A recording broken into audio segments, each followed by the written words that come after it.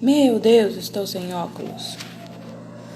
E aí, galerinha, tudo bom? Estamos de volta com mais um direto do Trono de Deus. Desculpa o atraso, não são meio-dia e 5, são meio-dia e 13, né? Como meu relógio bem ali em cima tá dizendo, é claro.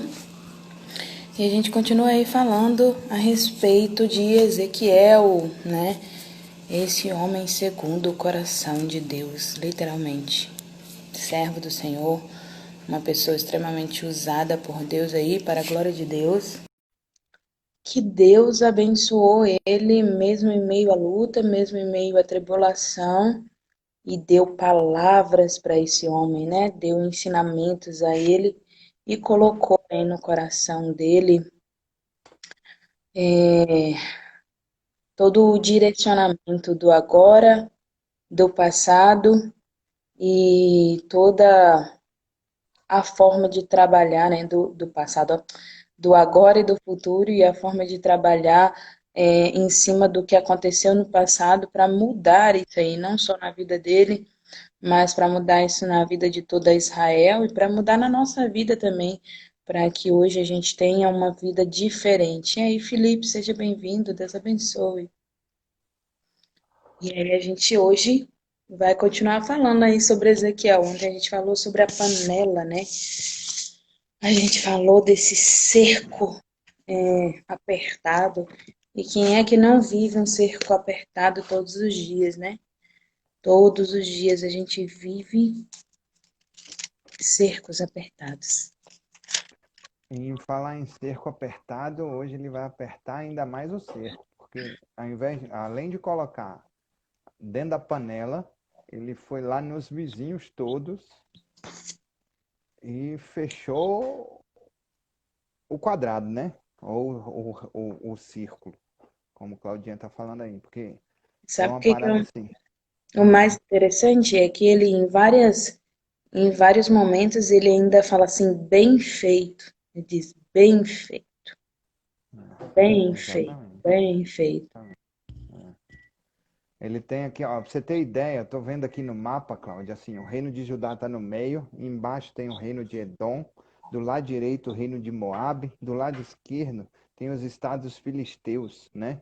E aí em cima tem o reino de Amon e do outro lado tem Israel, o reino de Israel, né? Uhum. E aí ele vai fechar essa parada toda aí, ele vai falar assim, não é só aqui dentro não, vai ser os circunvizinhos todos. Não, Siri, não quero não falar com você. Ele, ele literalmente coloca Israel exatamente dentro de um círculo de fogo, aonde vai aquecer, vai queimar, né? E fecha a panela de E pressão. exatamente, é pressão mesmo. É pressão, pressão, Exatamente. pressão para poder fazer com que o povo tome decisão, né? É esse mapa aqui que o Marcelo está falando. Ó. É, que bom que você tá aí. Exatamente. Que bom que você tem ele aí.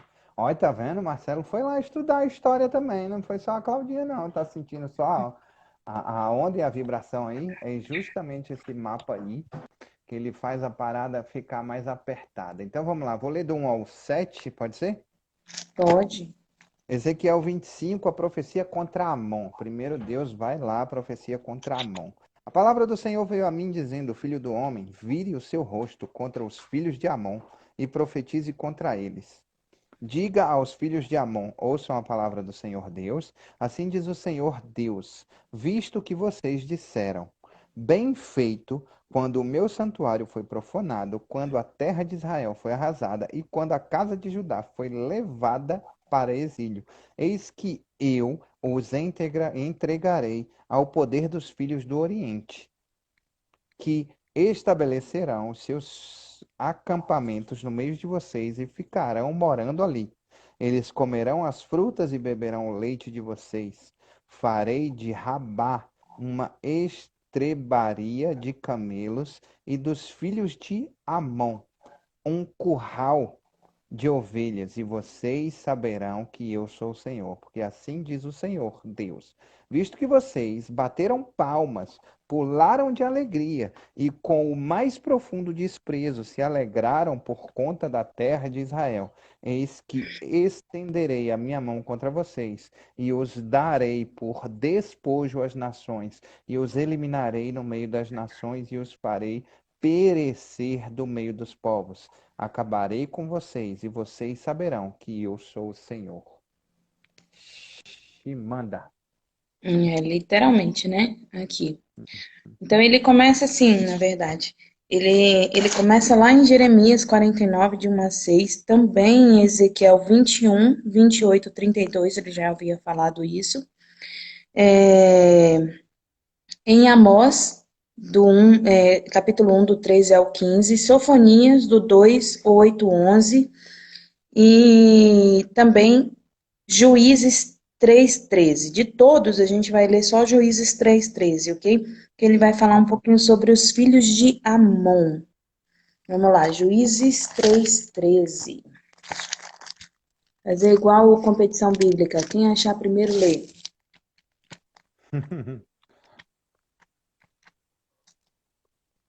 Já participou, Marcelo? Eu Desembanhar a nunca tive espada? coragem, não. Pois é.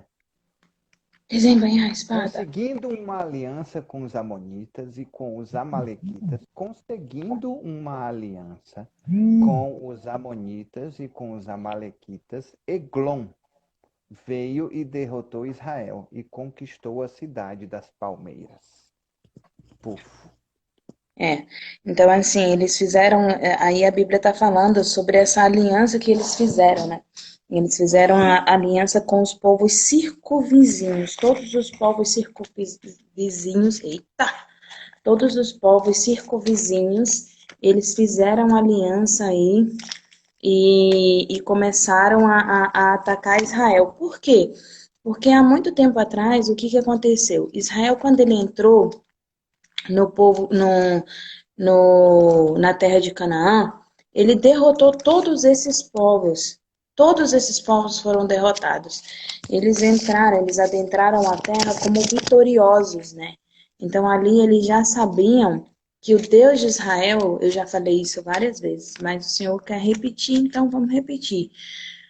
O Deus de Israel é o Deus verdadeiro e ele quer mostrar isso para o povo. Ele quer mostrar para o povo que não há Deus como o nosso Deus, aquele que vence todas as batalhas, aquele que luta as batalhas por nós, é aquele que propõe o desafio, mas ao mesmo tempo é aquele que vai com você para vencer o desafio, é ele que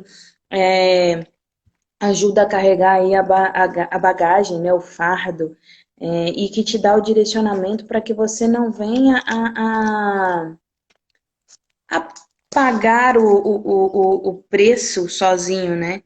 Mas, infelizmente, o que Israel faz? Israel se afasta.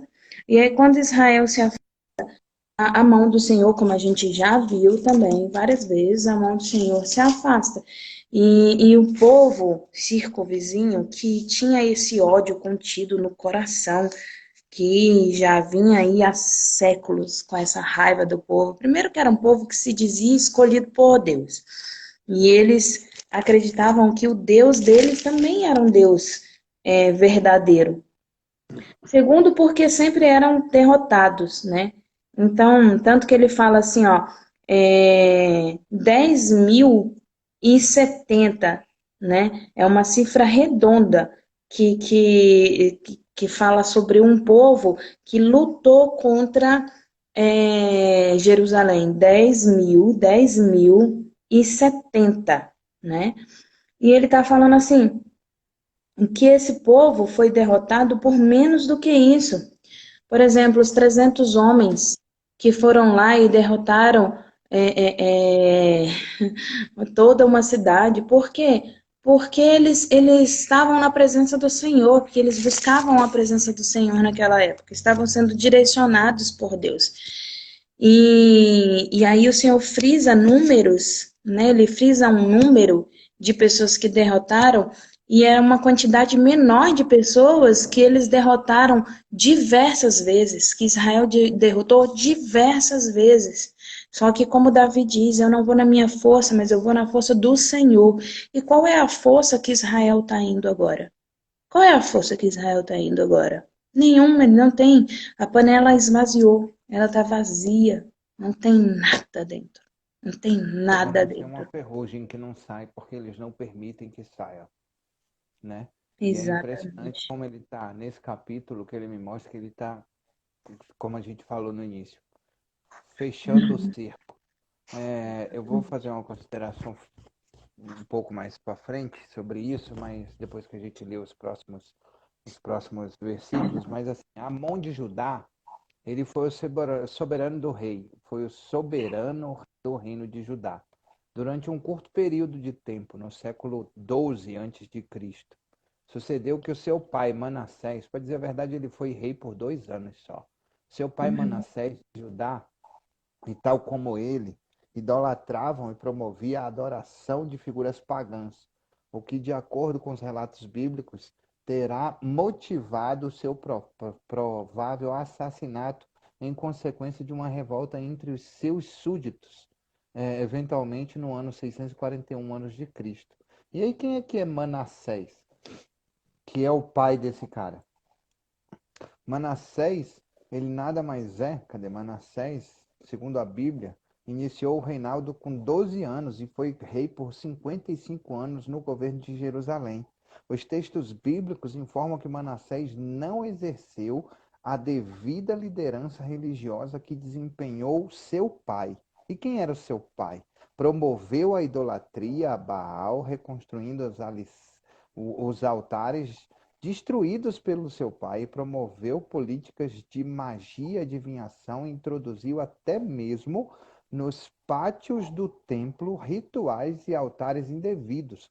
Um dos extremos dessa chamada idolatria foi o sacrifício humano, tendo incluindo os seus próprios filhos nesse sacrifício. Quem foi o pai de Manassés que não fez isso? E ele não seguiu o pai de Manassés. Foi o rei Ezequias. Rapaz, eu tô bonito agora, hein, Cláudia? Na fita, diga isso, eu não tô bonito E na olha que fita agora. interessante, Marcelo. Sabe quando Manassés nasceu?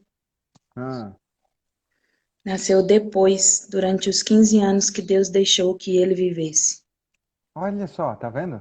Que Ezequias vivesse. Olha só, foi o 13º rei de Judá e reinou por 29 anos. Era filho de Acais. Não, ele era filho de Acais. Acais que. Ah, não, o relógio de Acais, o pai dele. E de Abi, filha de Zacarias, certo? Segunda Reis 18:2 Ezequias reinou conjuntamente com seu pai e com a idade de 25 anos tornou-se rei absoluto, seguiu o exemplo do seu brilhante antepassado, o rei Davi. Teria começado a reinar com 25 anos de idade, governou por 29 anos, a partir do ano 715 a.C., no exato primeiro dia do reinado, reparou as portas e purificou a casa do templo. Caramba, então assim, eles tinham um histórico, né? Ele tinha um histórico do que acontecia quando desobedecia, o que acontecia quando havia obediência. Mas mesmo assim, Amon preferiu ser desobediente, né? E aí ele fez isso dentro do reino de Amon. Você vê que Israel, quando Davi, ele conquistou Israel, Davi, quando ele expandiu Israel, o que aconteceu? Todo esse mapa que você mostrou aí era tudo Israel. Era tudo Israel. O reino que eu te mostrei, que eu falei aqui, ó, que eu te falei aqui, o reino de Edom, o reino de Moabe, o reino de Judá, o reino dos filisteus, o reino de Amon, o reino de Damasco, o reino de Israel, era tudo uma coisa só na época de Sim. Davi. Era tudo uma coisa só, e aí o que aconteceu? No reinado de Salomão, Salomão foi distribuindo isso e teve muito mais paz do que guerra no reino de Salomão, só que teve uma perda significativa de terreno, mas não de. Teve uma perda significativa de terreno, mas não de domínio, porque eles pagavam uma certa quantia para Israel por deixar eles O cultivarem terreno e eles ainda era reinarem de naquele Israel. terreno. Exatamente. Não era Aí o só que um que aluguel. aconteceu nesse processo? Foi perdendo a parada.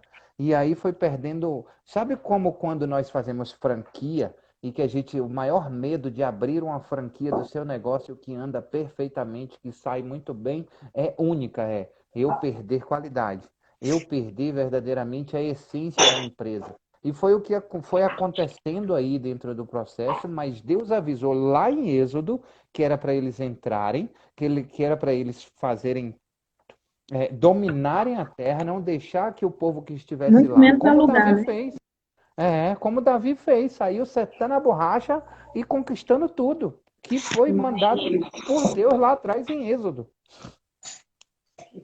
Diga. Mas o que acontece é que Salomão se apaixonou pelas coisas da terra, né? Salomão se apaixonou Exatamente. principalmente por mulheres. Ele se apaixonou pelas coisas da terra. E aí, por esse amor que ele tinha por essas coisas, ele começou a trazer para dentro da terra de Deus, né? Coisas que eram impuras, coisas que eram profanas. Então, esse povo começou a se contaminar novamente a partir de Salomão. E aí você vê, na verdade, assim, eles já tinham uma tendência a, né, desde do Egito, que eles se permitiram contaminar, e isso piora, né, com a permissividade de, de Salomão, né, trazendo para dentro da casa de Deus, inclusive, ídolos, né, profanando mesmo a casa do Senhor. E aí o que que acontece, sabe, Marcelo? Você vê aí bem claramente o Senhor falando que por que que todas as coisas têm tempo certo, hora certa e momento certo de acontecer. Quando o rei Ezequias, mãe, eu cortei sua sem querer aqui, ó. Vou comprar outra para você. Quando o rei Ezequias ele foi para que o profeta foi falar com ele, disse para ele que ele ia falecer, né? Que não Uhum. iria sobreviver mais. E aí a gente fala assim, poxa, mas Ezequias fez tudo conforme o coração de, de Davi, né? Como Davi fazia, seguiu o exemplo de Davi, ele caminhou como Davi caminhou. Por que levar Ezequias, né? E aí você vê que durante os 15 anos que ele fica, quem nasce? Amon. E aí o que que Amon faz? Ele volta para os caminhos de Salomão, ele traz os ídolos de volta, ele Exatamente. destrói a casa e tudo mais. E aí fala assim, mas por que que Deus, em sua onisciência, ele então não levou logo Ezequias e tudo mais, né? Já que ele já sabia, por que que ele permitiu então que Ezequias ficasse? Era só ele dizer, não, Ezequias, eu quero Amon aqui na terra, não. E na verdade o povo iria se corromper de qualquer forma. O povo já vinha se corrompendo de qualquer forma. Então, assim, com ou sem Amon, viriam outros que fariam a mesma coisa. E entre dar uma oportunidade a um homem que serviu a ele de coração e que fez todas, eu acredito, né? Isso aí não está na Bíblia, não. Uhum. De repente até colocar a sua casa em ordem, né? E Uhum. depois ser levado a aproveitar mais 15 anos aí da sua vida, e evitar o nascimento de Amon, assim eu prefiro deixar ele colocar a casa dele em ordem, né? Ele viver mais 15 anos. Qual o propósito? Não sei, pergunta para Deus, que ele ainda não me contou, não. Mas a questão é essa. É aquilo que você estava conversando com a Tatá. E se? E se ele soubesse que isso ia acontecer?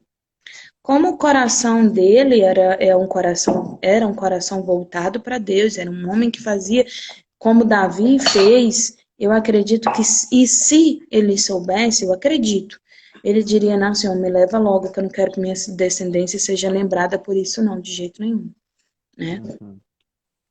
Mas teriam outros. O Senhor está falando aí desde o Êxodo, né, a respeito disso. Sim, desde o Êxodo. E aí ele vai justamente para essa questão aí de Amon que você falou, né? De Amon não, de Moabe agora. Ele Uhum. vai, posso ler? Pode? Do 8 ao 11. Ele diz assim, ó.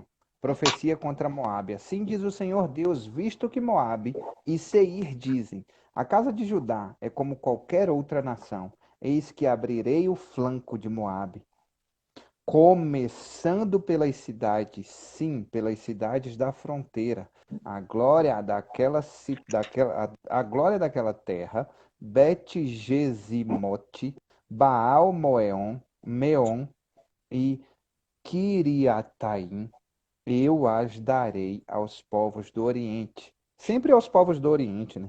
Como propriedade juntamente com os filhos de Amon, para que destes não haja memória entre as nações. Ele está limpando a parada. Também executarei juízos contra Moabe, e os moabitas saberão que eu sou o Senhor Deus. Ele está fazendo justamente aquilo que ele mandou o povo fazer e que eles não fizeram. Ele está limpando a região. Quando a gente fala sobre Moabe, que é um reino, Moabe, que é um espaço geográfico, né? Ele diz assim, ó, é o nome histórico de uma faixa de terra montanhosa e que é atualmente a Jordânia, ao longo da margem oriental do Mar Morto. Na Idade Antiga, pertencia ao reino dos Moabitas, um povo que estava frequentemente em conflito com os seus vizinhos israelitas a oeste. Os moabitas são um povo histórico cuja existência é atestada por diversas descobertas arqueológicas, em que especial a Estela de Mesa, que descreve a vitória moabita sobre um filho não identificado do rei Onri de Israel. Sua capital foi Dibon, e aí localizada próxima à moderna cidade de não sei o quê. Diga aí que você está rindo. Você falando não sei o quê. Sua capital foi localizada no moderno, não sei o quê. Então, o que que acontece? Acontece o Você tem seguinte, uma ele ideia, está Marta? pegando... O povo, para você ter uma ideia, o Senhor deu o poder para a Babilônia, né? E Exato, a ponto deles conseguirem conquistar também até o próprio Egito. Eles vão exato, sair conquistando todas as cidades, exatamente. entendeu? Até o Egito. Ele fala lá em Josué 24:4, isso aí que você estava falando sobre os Moabitas, né? Josué 24:4 fala assim: foi esta razão porque Josué os circuncidou, todo o povo que tinha saído do Egito. Os homens, todos os homens de guerra eram já mortos no deserto pelo caminho, porque todo o povo que saíra estava circuncidado, mas a nenhum deles que nasceram no deserto pelo caminho, depois de terem saído do Egito, haviam circuncidado. Porque 40 anos andaram os filhos de Israel pelo deserto, até acabar toda a gente dos homens de guerra que saíram do Egito, que não obedeceram à voz do Senhor, aos quais o Senhor tinha jurado que lhes não havia de deixar ver a terra que o Senhor, sob juramento, prometeu dar a seus pais, terra que mana leite e mel. Aí ele tá lá no anterior, ele faz assim, naquele tempo disse o Senhor a Josué, faze facas de pederneira e passa de novo a circuncisar os filhos de Israel. Quando ele está passando pela terra de Moabe, o Senhor fala para ele que ele tem que fazer o quê? Circuncisar. Por que ele tem que circuncisar aquele povo todo? Para fazer uma nova aliança, para marcar o povo com uma nova aliança, né? E esse povo aquele povo que saiu, logo quando saiu, para você ver como eles estavam realmente corrompidos aí. O João é guerreiro. Como eles estavam corrompidos aí, porque eles saíram do deserto, ou eles saíram do Egito e circuncisaram como o Deus havia mandado para Moisés, mas seus filhos, eles não fizeram o mesmo. Seus netos, eles não fizeram o mesmo. e assim sucessivamente. Então, assim, o coração de Israel estava um coração desanimado. A mulher só fez para não morrer, porque a mulher não queria. A minha mãe está falando aqui, até Moisés fez para poder mover o povo. Por quê? Porque a mulher dele não queria, não é isso? Ele não morrer. Para ele não morrer, porque Deus tinha prometido. Então, ele vai lá e circuncisa todo mundo de novo, Josué. Uhum. Para Que que, foi quem verdadeiramente entrou na terra de Canaã, exatamente, para né? que pudesse marcar esse novo povo, para marcar esse novo povo, Sim, fazer uma aliança com esse novo povo, né? isso aí. Então, tendo sido circuncisada toda a nação, eles ficaram lá no arraial até que eles sararam, né? Por conta da circuncisão. E depois eles caminharam para onde? Eles celebram a Páscoa, né? Aí Deus aparece até Josué e aí eles vão para a destruição de Jericó. Depois que eles estão completamente purificados, eles estão ali completamente aliançados, digamos assim, com o Senhor, né? Então essa é a Depois que questão. entrou no fogo, queimou, sobrou só a essência e eles permitiram que a impureza fosse embora. Aí sim, reestabeleceu a aliança. Depois que restabeleceu a aliança, foi embora. Vamos E aí, circuncidar todo mundo. É isso aí. e aí Deus está falando do 8 ao 11, ele está falando exatamente sobre isso, sobre esse mesmo local, esse mesmo lugar onde eles foram purificados, onde eles fizeram uma nova aliança, onde eles transpassaram para poder entrar na terra de Jericó ali, e esse mesmo povo vai contra eles e vence, porque eles não estão na aliança do Senhor, né? Isso aí.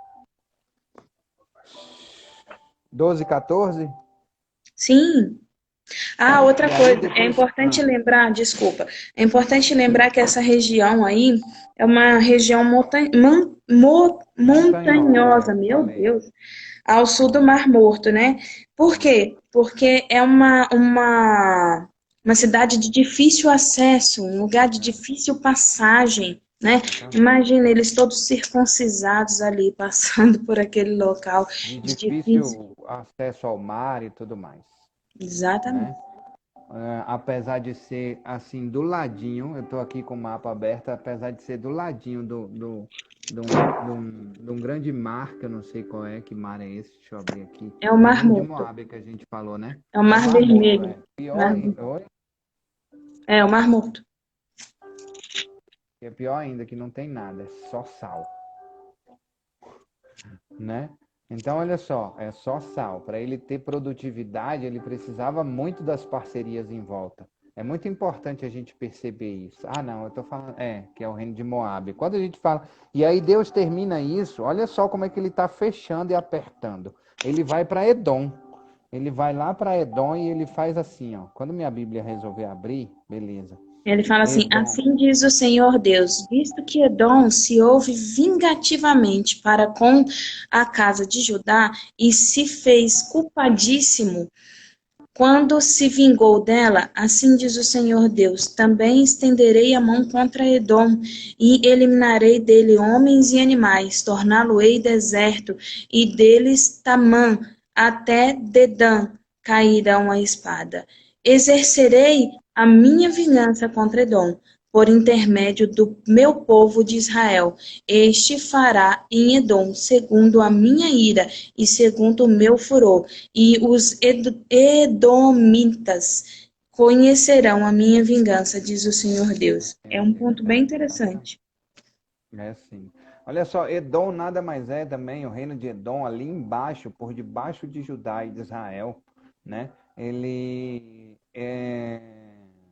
foi um país da Transjordânia, da Idade do Ferro.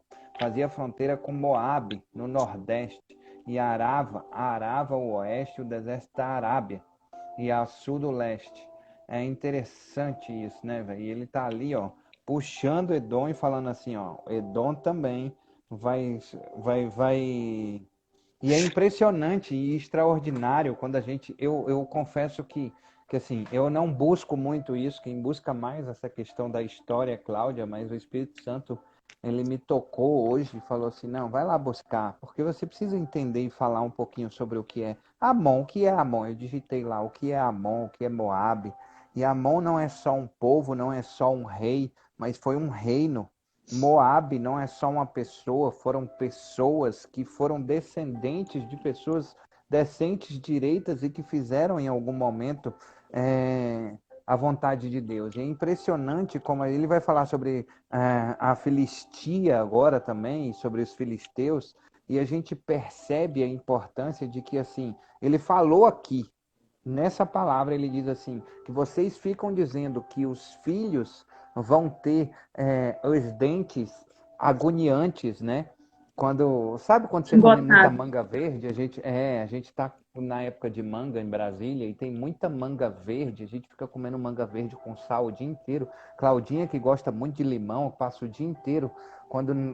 Agora não mais por causa da gastrite e tudo mais, mas passava o dia inteiro comendo limão e fica com um dentezinho. Quando você encosta um dente no outro, chega, parece que arrepia o dedinho do pé lá embaixo, entendeu? E aí ele diz assim: você come limão, você come manga, você come uva verde, e você acha que o seu filho que vai sofrer esse dente assim, machucando, sensível? Não, é você que vai. E ele está mostrando aqui, ele está mostrando exatamente isso na história. E é muito importante perceber a história para você perceber que Deus, ele fala, ele faz, ele mostra, ele mata a cobra e mostra a cobra. Não é o pau, não, porque eu não sou CSI. Eu falei isso outro dia. Eu não sou CSI para saber se esse resquício de serpente que está aqui é de uma serpente, se não é mesmo, se tem um pedacinho. Eu não vou fazer investigação criminal do pedaço de pau para saber se matou uma cobra. E se matou, se foi você que matou. Eu quero que você grave um vídeo, traga o vídeo me mostrando que matou a cobra e que o pau foi aquele mesmo e que a cobra já estava viva mesmo. É Então é exigente. isso. E é isso que Deus está fazendo na palavra. E ele não acha ruim porque você faz isso, não. Porque ele diz, faça a prova de mim. E ele mostra, como ele está mostrando aqui. Ele está mostrando que houve no mesmo reino um líder que foi segundo o coração dele e teve coisas extraordinárias. Um outro líder que não foi segundo o coração dele e não alcançou coisas extraordinárias. E cada um, ele colhe aquilo que plantou, né? A não ser que ele se arrependa, e ele não vai colher aquilo que plantou, mas terá consequências, independente daquilo que plantou, porque ninguém vai passar a mão na cabeça de ninguém, é isso que Deus está dizendo aqui. Não é isso, Claudinha? É importante entender exatamente isso, Marcelo. Ninguém vai passar a mão na cabeça de ninguém, nem Deus. Entendeu? Por mais que Exatamente. ele ame, por mais que ele cuide, ele não vai passar a mão na cabeça de ninguém. Só que quando ele posiciona aí, eita, quando ele posiciona aí a respeito do povo, é importante lembrar que ele fala assim, ó. Vou só reler esse versículo. Ele fala assim, ó. Assim diz o Senhor, visto que Edom se ouve vingativamente para com a casa de Judá e fez culpadíssimo quando se vingou dela, assim diz o Senhor Deus, também estenderei a mão contra Edom. Assim diz o Senhor, né? É isso mesmo? Isso. Também estenderei a mão contra Edom e eliminarei dele homens e animais. Torná-lo-ei deserto, desde Tamã até Dedã, e cairão a espada. Então, olha só, o Senhor, ele está levantando, sim, todo o povo para ir contra Israel? Tá, ele está levantando. Mas ele também se levanta contra aqueles que se levantaram contra Israel. Ele coloca aqui, Edom se levantou com vingança contra o povo de Judá. E agora eu vou me levantar contra Edom. É isso aí. Então, é uma das provas que Deus ele não está fazendo nada ali por ódio, por raiva, por rancor, por mágoa, por inveja, porque não está sendo mais adorado, né? Não, ele está ali por amor ao povo dele. Então, aquele que fez mal ao meu povo, aquele que agiu com maldade ao meu povo, sem que eu autorizasse, sem que eu desse ordem para que isso acontecesse, esse povo vai pagar por isso também. Ele vai colher o fruto do seu pecado também. Mas isso não significa que eu vou livrar vocês do exílio babilônico, que eu vou livrar vocês do império babilônico. Não significa isso. Porque vocês não cumpriram a minha vontade. Vocês não estão diante de mim.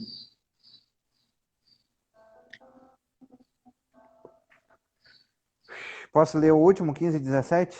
É Pode. impressionante quando a gente tem uns capítulos curtinhos e tanta coisa, né, que Deus mostra. Olha só, Uhum. profecia contra a Filístia. Assim diz o Senhor Deus, visto que os filisteus se mostraram vingativos e com profundo desprezo executaram vingança para destruírem com inimizade sem fim, assim diz o Senhor Deus, eis que eu estenderei a minha mão contra os filisteus, eliminarei os queretitas e destruirei o resto da costa do mar. Tomarei deles grandes vinganças, com furiosas repreensões, e saberão que eu sou o Senhor, quando eu tiver exercício a minha vingança contra eles. Filisteia ou Filístia nada mais é do que uma terra que se refere a 5 senhores dos filisteus, descrito em Josué 13, 3 e 1 Samuel 6, 17. Eu não vou ler aqui, mas compreendendo Ascalão, Asdote, Ecrom, Gate e Gaza, no sudeste do Levante. Os 5 senhores dos filisteus são descritos na Bíblia como estando em constante luta e interação com seus vizinhos israelitas, cananitas e egípcios, sendo gradualmente absolvidos pela cultura cananeia. Olha só, eles foram absolvidos pela cultura cananeia e eles governaram grande parte do sul de Canaã no auge de sua extensão, mas acabaram sendo conquistados e subjugados pelos vizinhos israelitas. Caramba, é impressionante isso que a gente está vendo, Cláudia, pelo seguinte, que me chama a atenção disso. Você fala assim, se você perguntar assim, Marcelo, tudo bem, o que isso tudo tem a ver com a vida que eu vivo, com o que eu tenho, com o que eu faço, ou com o que deixo de fazer? O que me chama a atenção, eu queria ver se você pensa da mesma forma, se você corrobora ou retifica alguma coisa que eu vou falar, tá, Claudinha? Que você é muito melhor em história do que eu em relação a isso. 85% dos nossos resultados, eles dependem da parceria que nós fazemos, que nós formamos. Lá em Êxodo, Deus falou assim, eu quero que você entre e domine a terra, ela é toda sua e não deixe para ninguém. Porque se vocês deixarem alguém vivo, vocês vão se contaminar com as paradas que têm aqui. Então prestem atenção com isso e não façam dessa forma. E aí, daí em diante, a gente só não ouve a Deus, só não obedece a Ele, só não escuta as coisas que Ele tem falado, que Ele tem feito, que Ele tem mandado. Se a gente for trazer isso para a nossa realidade, eu penso assim, que a gente percebe que todas as vezes que a gente está em parceria com Deus, olha só, todas as vezes que a gente está em parceria com Deus, segundo o coração dele, a nossa terra prospera e todos à nossa volta prosperam. Todos prosperam à nossa volta. Todos à nossa volta prosperam. Né? E aí, a partir do momento, e isso por quê? Porque faz parceria, entendeu? Faz parcerias. Agora, quando nós nos contaminamos com os que nos rodeiam, todas as vezes que nós nos contaminamos com o que nos rodeiam, nós não prosperamos. E todos que estão à nossa volta também não prosperam. Também não prosperam. Então, o que me chama a atenção nesse texto hoje é preste atenção, que Deus diz, ele faz, ele fala, ele faz acontecer. E além disso, todos aqueles que te ajudam a ir para baixo, irão para baixo. Todos aqueles que te ajudam a prosperar também prosperarão. Então prestem atenção verdadeiramente nisso e cuidado, porque diz assim, um velho deitado, como diria meu pai, um velho deitado que diz assim, me diga com quem andas, que eu te direi quem és. É muito importante a gente entender que 85% dos nossos resultados dependem das pessoas que nos conectam e nós somos a média das 5 pessoas que nós conversamos, conectamos e falamos. E se a gente está indo para baixo, é porque alguém está empurrando a gente para baixo dentro das nossas conexões. Que a gente está indo para cima, é porque alguém dentro das nossas conexões estão fazendo com que a gente enxergue as coisas que nós precisamos fazer para ir para cima. E a decisão de mudar tem que ser minha, tem que ser nossa decisão de mudar. E não adianta, a gente falou sobre isso ontem, eu e Claudinha, não adianta eu querer que Cláudia mude, não adianta eu querer que fulano ciclano mude. A pessoa precisa querer mudar, a pessoa precisa querer alcançar o extraordinário. E não eu. Eu quero alcançar o meu extraordinário. E cada um precisa querer alcançar o outro. Ah, mas eu amo tanto essa pessoa, eu amo muito essa pessoa e eu gostaria que ela tivesse numa jornada extraordinária comigo. Cara, pague o preço por ela. Assim como a esposa lá do, do menino que eu esqueci o nome. Eu sempre Sabe esqueço o nome o dele. que Que pagou pra ela. é interessante, sabe, Marcelo? É que Hum, assim, ele fala a respeito dessa transformação, essa mudança, ele coloca de uma maneira é, é, é, que assim, durante muitos anos ele só falou, e agora ele está agindo dentro do povo. E a gente vê aí que esse começo aí de profecia é um começo com ação. Ele não está só dizendo o que vai fazer. Ele está dizendo que ele, ó, veio a minha palavra dizendo ao filho do homem, né, que profetizasse contra o filho de Amon. E dize aos filhos de Amon, ouvi esta palavra do Senhor. Assim diz o Senhor Deus, visto que tu disseste, bem feito, acerca do santuário, quando foi profanado, quer dizer, ele já foi profanado. É uma coisa que vai acontecer. Acerca da terra de Israel, quando foi assolada, e da casa de Judá, quando foi para o exílio, quer dizer, já foi, já uhum. aconteceu. Eles já Sim. estão passando por isso. Não é uma coisa que vai acontecer, É, exatamente. entendeu? Então ele está colocando aí as atitudes do Senhor. E agora ele começa a agir contra o povo que achou isso perfeito, achou isso bom. Exatamente. Você está rindo do seu amigo que foi castigado? Não, peraí. É igual o pai quando chega, estão dois irmãos, um faz uma coisa errada e o outro não. Aí ele pega e põe um de castigo e o outro não. Aí o outro vira e fala assim: ah, bem feito, não sei o quê. É bem feito? Senta ali, vai ficar sem assistir televisão. Você também. Para você não querer o mal do seu irmão, do seu vizinho. Para você se compadecer dele, é extraordinário essa. Então ele começa aí a falar, neste momento, a partir do 25, que assim, Ezequiel, parei de falar, estou fazendo. Mas eu também vou fazer contra aquele povo que está escarnecendo do meu povo, porque eu amo o meu povo. Eu não quero mal deles, eu quero correção. Eu quero correção, transformação. Então, você vê esse capítulo todinho, né? Ele fala sobre profecias, fala, mas ele está repetindo o que Deus falou que ia fazer, já vendo como ruínas, né? Que as nações pagãs, elas estão pagando, né? Elas são instrumento do juízo divino, elas estão sendo julgadas, depois que já aconteceu a invasão dos inimigos de Israel, que estavam é, escarniçando, né? Escarnecendo ferozmente contra Jerusalém e Judá. Então, Ezequiel denuncia esses crimes cometidos dessas nações. Então, assim, eu acredito que Ezequiel chegou para Deus e falou assim: poxa, Senhor, o senhor não está vendo não esse povo rindo aí dos seus filhos? Né?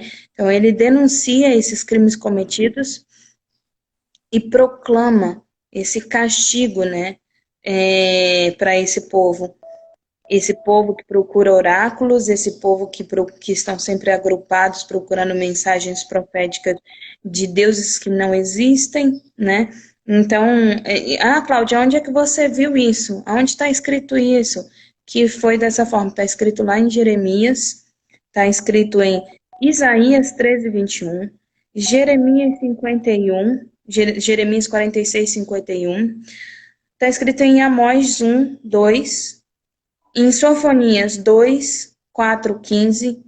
Então está escrito em todos esses livros aí que isso já aconteceu. Por que que eu volto muito na Bíblia? Eu vou explicar para vocês entenderem um pouquinho. O livro de Reis, ele não conta a história. Ele conta cada rei que agiu, ok? E o que que aconteceu em cada reinado sucintamente.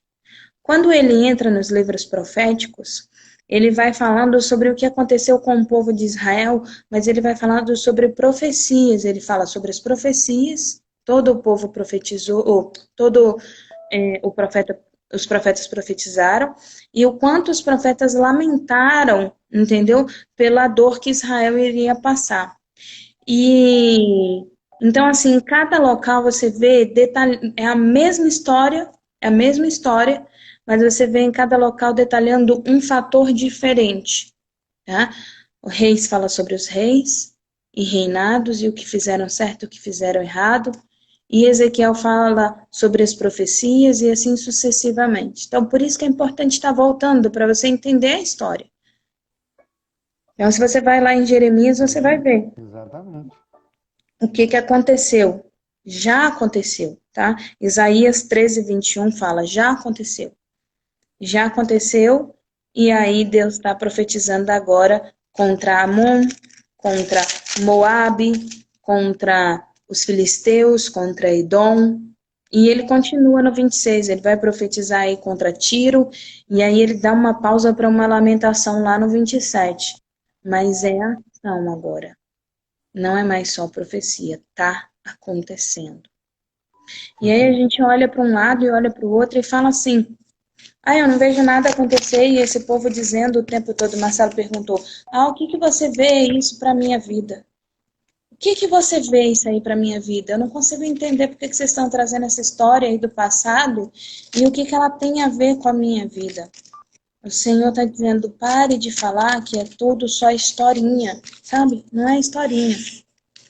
Quais são as profecias que Deus fez para a sua vida no hoje, no agora? E que você acha que não está acontecendo, sabe? O que que você acredita que não está acontecendo? Apocalipse fala que, quando ele fala sobre os selos que serão tirados, todos os selos que sairão, né? Ele começa falando assim, o Cordeiro abre os selos, lá no 6. E aí ele fala o primeiro selo, o segundo selo, e assim sucessivamente. Quando ele chega, se eu não me engano, eu acho que é no sexto selo, no sexto ou no sétimo selo, ele começa a falar sobre um cavalo. Ele fala um cavaleiro amarelo, um cavaleiro pálido que sai. E a esses lhe será dado o poder de tirar a vida de de um quarto da população. E ele fala que não se poderá esconder os seus mortos. A Bíblia fala que eles vão morrer por peste, eles vão morrer por terremoto, maremoto, por uma doença que não se conhece, entendeu? E que os santos, né, que os seres humanos, os santos, os homens fecharão as suas portas. Eles fecharão as suas portas para que a peste não entre, para que eles não sejam assolados. Eles se guardarão em seus quartos e começarão a clamar a Deus. Eles vão clamar pelo medo do que está acontecendo. Eles terão medo disso tudo.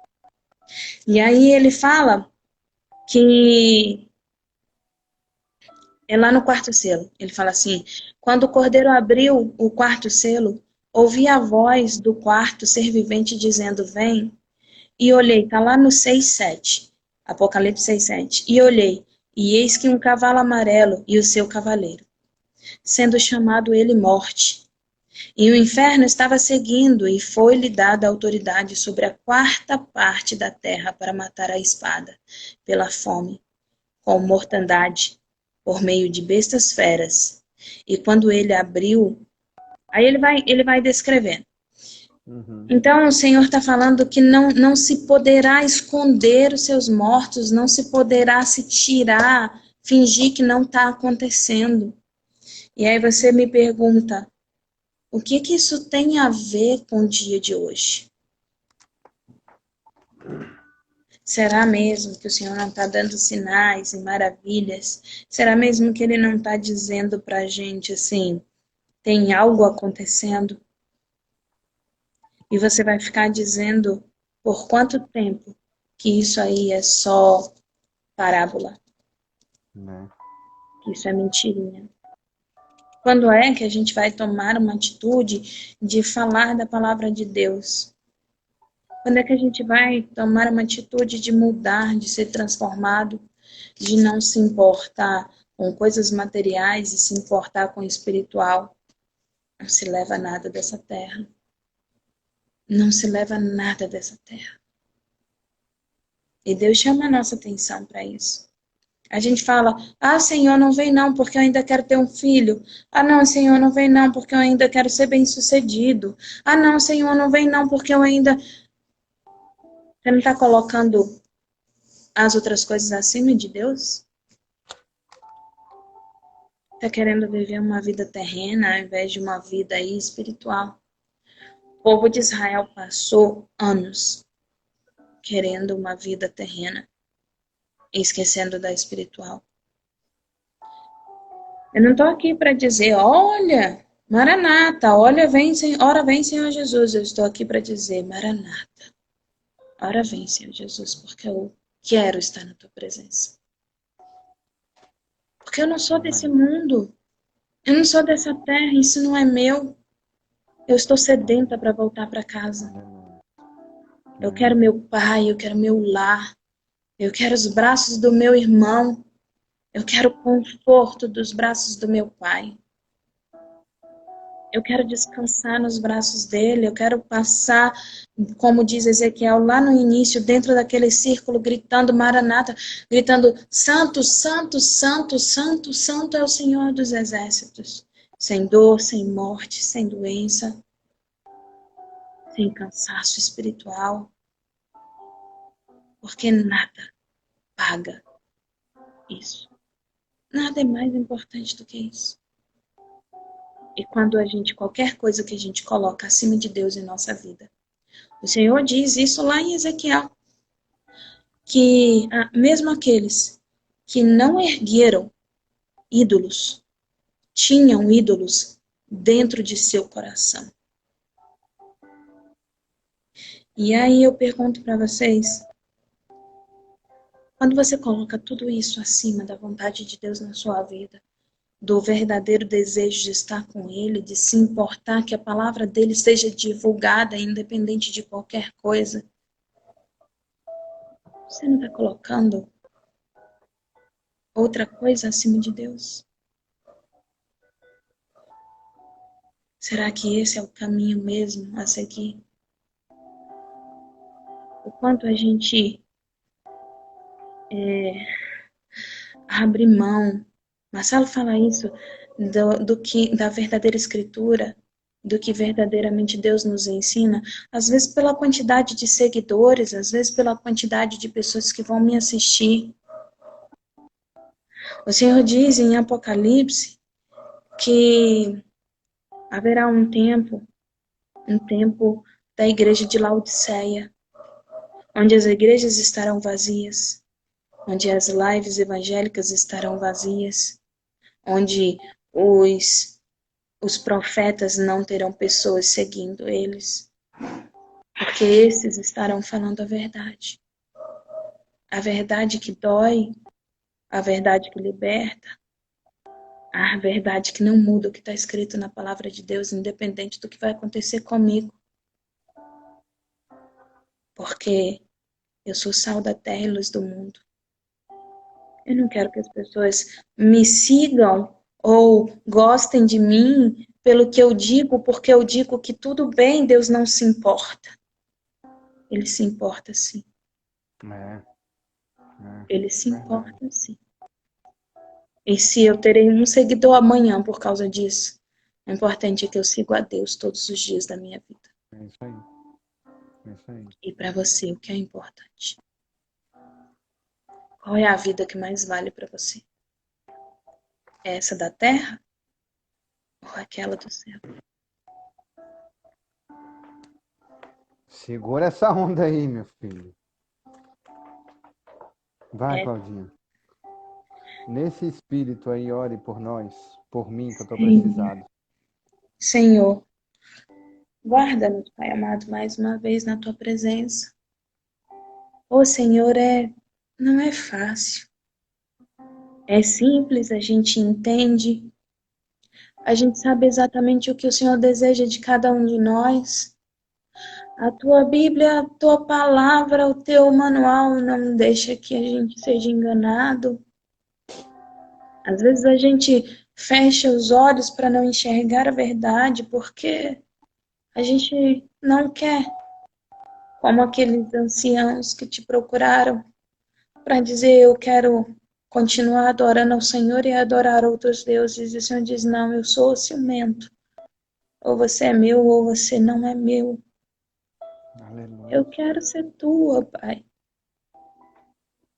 Eu quero ser tua todos os dias da minha vida. Amém. Eu quero ser tua nos meus pensamentos. Eu quero ser tua nas palavras que saem da minha boca. Naquilo que eu toco, naquilo que eu desejo. Eu quero ser tua, Pai amado, em todos os momentos da minha vida. Não existe, Senhor, nada maior ou nada melhor do que estar na tua presença. É a tua presença que nos mantém, mesmo em meio à dor, mesmo em meio à solidão, ao sofrimento, à angústia que às vezes nos perturba, as aflições, os não saber o que fazer. Mas quando estou na tua presença, nada me falta. Não existe ouro, prata, nada que pague, Senhor, o prazer de ouvir a tua voz, de sentir o teu calor, de poder deitar nos teus braços, ô Senhor.